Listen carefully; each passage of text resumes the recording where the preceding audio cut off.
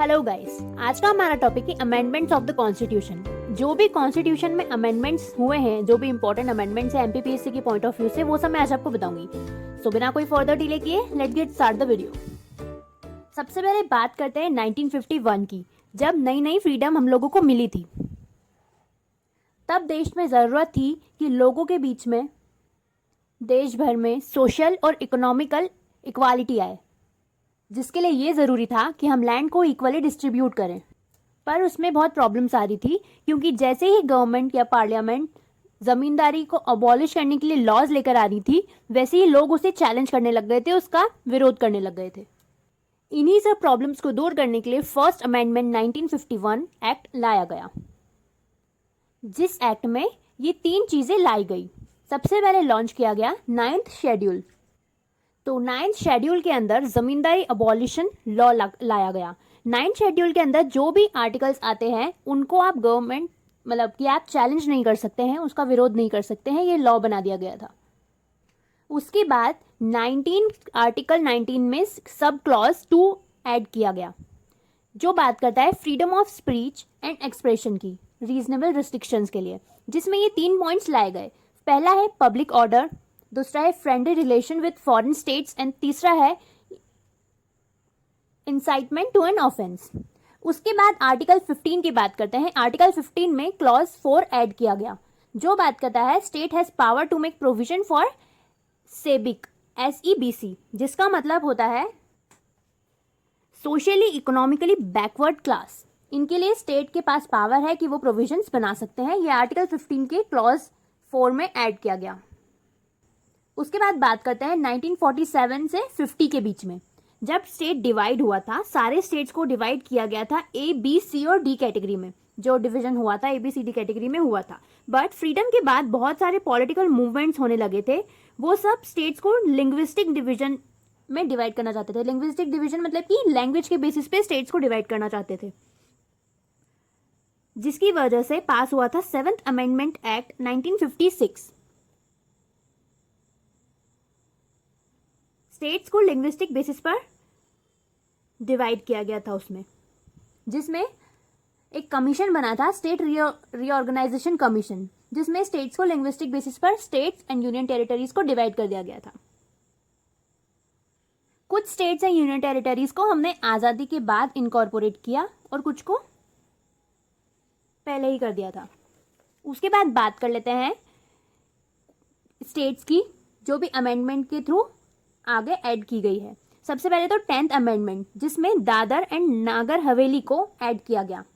उसके बाद 12th amendment, जिसमें गोवा, दमन एंड दीव को ऐड किया गया, अलग डिवाइड किया गया, मतलब स्टेट्स हो या अलग अलग स्टेट्स हैं, इनको डिवाइड किया गया। उसके बाद 13th अमेंडमेंट, जिसमें नागालैंड को स्टेट बनाया गया, नागालैंड को अलग से स्टेटस मिला। उसके बाद 14th अमेंडमेंट है, पुडुचेरी को उसमें अलग से स्टेट बनाया। उसके बाद 22nd अमेंडमेंट, जिसमें मेघालय को आसाम से अलग करके सेपरेट स्टेट बनाया। एंड आखिरी है 36th अमेंडमेंट, जिसमें सिक्किम को स्टेट बनाया। अब बात कर लेते हैं 24th अमेंडमेंट एक्ट 1971 की। इसके जस्ट पहले गोलकनाथ केस का रिजल्ट आया था, जिससे पार्लियामेंट काफी नाराज था, क्योंकि इस रिजल्ट के बाद पार्लियामेंट की जो पावर थी, उनके हाथ में जो पावर थी, वो कम होते जा रही थी। इस समय इंदिरा गांधी की जो गवर्नमेंट थी वो थी, तो इन्होंने 2 आर्टिकल्स अमेंडमेंट्स किए। एक फर्स्ट जो था वो 13 आर्टिकल में इन्होंने क्लॉज 4 ऐड किया, एंड दूसरा जो था वो 368 आर्टिकल में 3 क्लॉज ऐड किया। सबसे पहले बात कर लेते हैं 13 क्लॉज 4 की। इसमें इन्होंने बताया कि जो पार्लियामेंट के पास जो पावर होती है वो अनलिमिटेड पावर्स पहले थी, तो अब पार्लियामेंट कॉन्स्टिट्यूशन के किसी भी पार्ट, इवन फंडामेंटल राइट्स में भी चेंज कर सकते हैं। ये इन्होंने इस क्लॉज 4 में ऐड करवाया। उसके बाद इन्होंने 368 में क्लॉज 3 में ऐड करवाया कि अब इन जो भी ये अमेंडमेंट का बिल अगर वो पास करते हैं पार्लियामेंट, तो प्रेसिडेंट उसको पास करेगा, वो उसको मना नहीं कर सकता, उस पर ऑब्जेक्शन नहीं उठा सकता, उसको कंपलसरी पास करना पड़ेगा। उसके बाद बात कर लेते हैं 38 एंड 39th अमेंडमेंट की। सबसे पहले बात कर लेते हैं 38th अमेंडमेंट एक्ट 1975 की। इसके पहले अगर प्रेसिडेंट आर्टिकल 352 के थ्रू नेशनल इमरजेंसी जारी करते थे, तो उनकी रीजनिंग को क्वेश्चन किया जा सकता था। बट 38 अमेंडमेंट के बाद आर्टिकल 123 क्लॉज 4 आया, जिसमें ये कहा गया कि प्रेसिडेंट जिन भी रीज़न की वजह से इमरजेंसी ला रहे हैं वो रीज़न फाइनल एंड कंक्लूसिव होगा, उसका कोई चैलेंज नहीं कर सकता है। उसके बाद बात करते हैं अमेंडमेंट 39 की, जो 1976 की। जब ये अमेंडमेंट आया, जब ऑलरेडी इंदिरा गांधी के इलेक्शन को लेकर इलाहाबाद हाई कोर्ट में केस चल रहा था, तब उन्होंने ये अमेंडमेंट पास किया और इलेक्शन डिस्प्यूट जिस तरह सॉल्व होते थे उसको ही बदल डाला, उस प्रोसेस को ही बदल डाला। इस अमेंडमेंट में वो लाई कि president, vice president, prime minister and speaker, ये चारों अगर कोई भी इन चारों पोस्ट पे अगर कोई भी केस कोर्ट में नहीं कर सकता है, इनके डिसीजंस पे कोई क्वेश्चन नहीं उठा सकता है, ये वो इस अमेंडमेंट में लाई। अब बात कर लेते हैं 42nd अमेंडमेंट एक्ट 1976 की, जिसको मिनी कॉन्स्टिट्यूशन भी बोला जाता है, क्योंकि इस अमेंडमेंट में बहुत सारे कॉन्स्टिट्यूशन चेंज होते थे, बहुत सारे लॉज चेंज हुए थे। ये तब लाया गया था जब ऑलरेडी देश में इमरजेंसी चल रही थी, मोस्टली जो अपोजिशन थे वो जेल में थे। ये एक्ट इंदिरा गांधी की गवर्नमेंट लाई थी। इस पर उनका जो मकसद था लाने का ये वाला एक्ट, वो ये था कि जो हाई कोर्ट और सुप्रीम कोर्ट की पावर्स है वो पार्लियामेंट एंड प्राइम मिनिस्टर के ऑफिस के ट्रांसफर हो जाए, इन लोगों को मिल जाए। इस अमेंडमेंट के बाद जो चेंजेस आए वो ये थे कि जो प्रेम्बल था उसमें 3 वर्ड्स जुड़ गए, सोशलिस्ट, सेक्युलर एंड इंटीग्रिटी। उसके बाद जो पार्ट 4 ए है उसमें फंडामेंटल ड्यूटीज से डील करता है, ये नया लाया गया। उसके बाद आर्टिकल 368 में क्लॉज 4 जोड़ा गया। इस क्लॉज 4 में ये था कि जिसमें अगर पार्लियामेंट कोई भी एक्ट पास करती है तो उसका जुडिशियल रिव्यू नहीं किया जा सकता। उसके बाद 4th जो है वो है लोकसभा टेन्योर। लोकसभा टेन्योर पहले 5 साल का हुआ करता था, उसको बढ़ा के 6 साल का कर दिया। उसके बाद जो supreme court and high court है उनके रिट्स जो थे उनको स्ट्रिक्टली कर्टल कर दिया गया। उसके बाद आर्टिकल 31 डी लाया गया। आर्टिकल 31 डी लाया गया जिस जो बात करता है prohibition of anti national activities, ये सब इसमें लाया गया। इससे पार्लियामेंट के पास पावर आ गई to deal with anti national activities.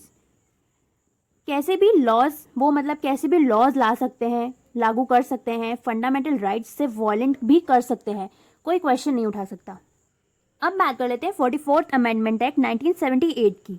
ये लाया था ताकि 42nd अमेंडमेंट में जो भी चेंजेस किए गए थे उन्हें हटाया सके। ये अमेंडमेंट जब इंटरनल इमरजेंसी खत्म हो गई थी तब लाया गया था। इसमें जो चेंजेस किए गए थे वो ये थे, जो फंडामेंटल राइट टू प्रॉपर्टी था उसको फंडामेंटल राइट से हटाकर कॉन्स्टिट्यूशनल राइट बना दिया गया था। उसके बाद जो सुप्रीम कोर्ट और हाई कोर्ट थे उनके रिट्स जुडिक्शन को रिस्टोर्ड कर दिया गया था, जो पहले ले लिए गए थे उनसे अब रिस्टोर्ड कर दिया गया था। उसके बाद आर्टिकल 352 में जो नेशनल इमरजेंसी प्रोक्लेम करने के लिए जो ग्राउंड था इंटरनल डिस्टर्बेंस, उसको बदलकर आर्म्ड रिबेलियन कर दिया गया था। उसके बाद जो नेशनल इमरजेंसी लाने के लिए अब पहले सिंपल मेजॉरिटी चाहिए थी, अब स्पेशल मेजॉरिटी की ज़रूरत पड़ेगी, ऐसा ला दिया गया था। उसके बाद जो आर्टिकल 20 एंड 21 फंडामेंटल राइट्स थे उनको हटा दिया गया था, उनको सस्पेंड कर दिया गया था ड्यूरिंग इमरजेंसी। उसके बाद जो आर्टिकल 352 था उसमें क्लॉज 5 ऐड किया गया था, जिसमें ये था कि सुप्रीम कोर्ट के पास जुडिशियल रिव्यू की पावर थी वो वापस दे दी गई थी। उसके बाद बात कर लेते हैं 52nd अमेंडमेंट एक्ट 1985 की, जिसमें 10th शेड्यूल लाया गया था जो बात करता है एंटी डिफेक्शन लॉ की। इसमें एंटी डिफेक्शन लॉ को पास कर दिया गया था। इस लॉ का मतलब है दल बदला लॉ। उसके बाद हम बात कर लेते हैं 61st अमेंडमेंट एक्ट 1989 की, जिसमें आर्टिकल 326 लाया गया। ये यूनिवर्सल एडल्ट फ्रेंचाइजी की बात करता है। इसमें हमारी जो वोट करने की उम्र है जो 21 थी उसको हटाकर अब 18 कर दिया गया था, अब 18 में हम वोट कर सकते हैं। उसके बाद आया था 73rd अमेंडमेंट एक्ट 1992, जिसमें पंचायत राज सिस्टम के बारे में बात करता है। इसमें 3 चेंजेस हुए थे। पहला ये कि पंचायती राज सिस्टम लाया गया था, उसको अडॉप्ट किया गया था, कॉन्स्टिट्यूशन स्टेटस मिला था इसको अमेंडमेंट के बाद।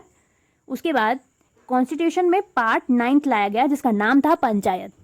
उसके बाद 11th शेड्यूल लाया गया जिसमें पंचायत से रिलेटेड 29 आइटम्स थे।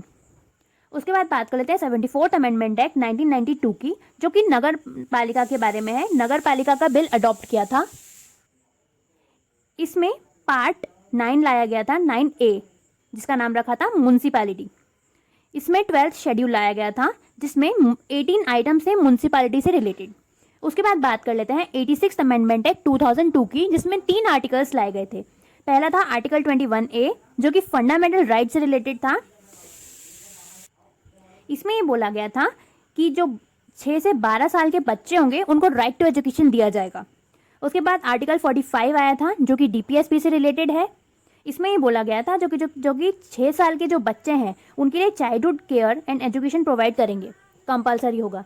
उसके बाद आया था आर्टिकल 51A जो कि फंडामेंटल ड्यूटी से रिलेटेड है। इसमें ये बोला गया था कि जो 6 से 14 साल के बच्चे होंगे उनको एजुकेशन अपॉर्चुनिटी प्रोवाइड करेंगे। उसके बाद बात कर लेते हैं 93rd अमेंडमेंट एक्ट 2002 की। इसमें जो PA नामदार केस चल रहा था 2005 में, सुप्रीम कोर्ट ने जो भी अनएडेड कॉलेजेस होते थे उनको माइनॉरिटी या अदरवाइज उनमें पार्लियामेंट रिजर्वेशन इम्पोज नहीं कर सकता था, ऐसा फैसला दिया था। इस फैसले से नाखुश होकर पार्लियामेंट ने एक्ट पास कर दिया था जिसमें जो प्राइवेट अनएडेड कॉलेजेस थे उनको माइनॉरिटी इंस्टीट्यूशन कहा गया था। सिर्फ इनमें रिजर्वेशन अप्लाई नहीं होगा, बाकी सारे कॉलेजेस में SEBC के लिए रिजर्वेशन अप्लाई होगा, ये इसमें बोला गया था। उसके बाद बात कर लेते हैं 99th अमेंडमेंट एक्ट 2005 की। सालों पुराना जो कॉलेजियम सिस्टम होता था उसको बदलकर NJAC यानी कि नेशनल जुडिशियरी अपॉइंटमेंट कमीशन को सेटअप कर दिया गया था। ये दोनों ही system high court and supreme court के जजेस के सिलेक्शन के लिए यूज़ किए जाते हैं। 2015 में जो supreme court versus union of India case चला था, दोनों 99th अमेंडमेंट एंड NJAC को हटाया गया था और वापस एक कॉलेजियम सिस्टम अडॉप्ट कर लिया गया था। उसके बाद बात कर लेते हैं 101 यानी कि 101st अमेंडमेंट एक्ट 2017 की। GST लाने के बाद 2000 मतलब GST जो लाना चाहते थे पार्लियामेंट वो 2006-07 से ही बात चल रही थी, 2006-07 के बजट से, क्योंकि GST के थ्रू गवर्नमेंट के पास एक सेंट्रलाइज्ड तरीका आ जाता है टैक्स कलेक्ट करने का। इसलिए 2017 में ये 3 एक्ट आर्टिकल्स लाए, article number 246A, 269A and 279A। 7th schedule में भी चेंजेस किए गए थे GST को लेकर। उसके बाद बात कर लेते हैं 102nd अमेंडमेंट एक्ट की, जो national commission for backward class की बात करता है, उसको सेटअप किया है। उसके बाद बात कर लेते हैं 103rd अमेंडमेंट एक्ट जो कि जनवरी 2019 में ही पास हुआ है। ये बात करता है कि जो जनरल कैटेगरी के बच्चे होते हैं वो उनमें से जो भी इकोनॉमिकल वीकर सेक्शन के बच्चे हैं उनको 10% रिजर्वेशन प्रोवाइड किया जाएगा। तो ये था पूरा वीडियो इंपॉर्टेंट कॉन्स्टिट्यूशन अमेंडमेंट्स के ऊपर। अगर आपको मेरा वीडियो पसंद आया हो तो please like my video and subscribe my channel. Thank you.